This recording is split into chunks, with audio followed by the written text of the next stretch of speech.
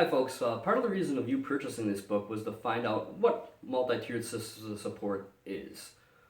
It goes into effect for the 2017-2018 school year as part of the Every Student Succeeds Act. Every school is encouraged to highly implement multi-tiered systems of support to provide preventative practices and early intervention to the students that they serve.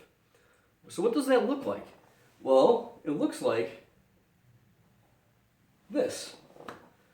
And what we're looking at here with multi-tiered systems of support is what areas it's focusing on. Well, multi-tiered systems of support calls for coverage in attendance, academics, social, emotional, and behavioral domains. All these factors are considered helpful in students becoming successful in schools. Without these factors, if students aren't attending school, they're not going to be successful. Teachers have known that for years. Administrators have known that for years. Everybody's known that for years. You have to be in school to learn. Also, we have to be implementing academic, social, and emotional interventions to provide our students the best opportunity to succeed in our school systems. And we have to be doing so systematically. And when I say systematically, what does that exactly look like? Because MTSS is kind of vague in terms of terminology, but in terms of best evidence-based practices, when I did the research, it is not so vague at all. Dissecting MTSS was a task, but there is a systematic process and pathways in order to dissect multi-tiered systems of support. Each tier or each domain has a process. Attendance is usually developed by the district, but RTI has a large evidence base and research base for how it should be implemented throughout the schools. PBIS is gaining research and how they should implement it throughout the schools, and social, emotional, and suicide prevention is coming right along as well. All right? So each of these areas provides services to students to help them learn, grow, and function in an academic environment and become successful citizens of our community.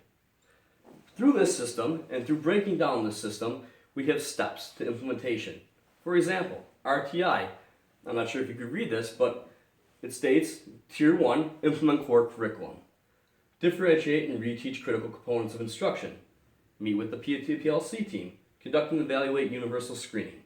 At Tier 2, you're providing 30 to 45 minutes of instruction 3 to 5 times per week, tracking 12 to 14 data points, and pushing and pulling in and out of groups for students of 5 or less. Okay? For Tier 3, same thing, your progress monitoring on a weekly basis, one-on-one instruction for reading or math intervention, and attempting alternative Tier 3 strategies should those interventions not work. There's always common components to multi-tiered systems of support. There's commonalities that we can all follow. So although this is a large model and a huge undertaking for any district, it can be implemented through following the universal and agreed upon components to multi-tiered systems of support. Almost every multi-tiered systems of support and domain within multi-tiered systems of support follows the same logic. Instruction. All students receive high quality instruction. Universal screening. Students are screened in the domains of academics, social, emotional, or behavioral to see where they fall and if they are at risk for falling behind their peers. Intervening early. Students with deficits in academic, social, and emotional domains deserve and require early intervention in order to provide the best services and ensure that they succeed. Fidelity. Fidelity is huge.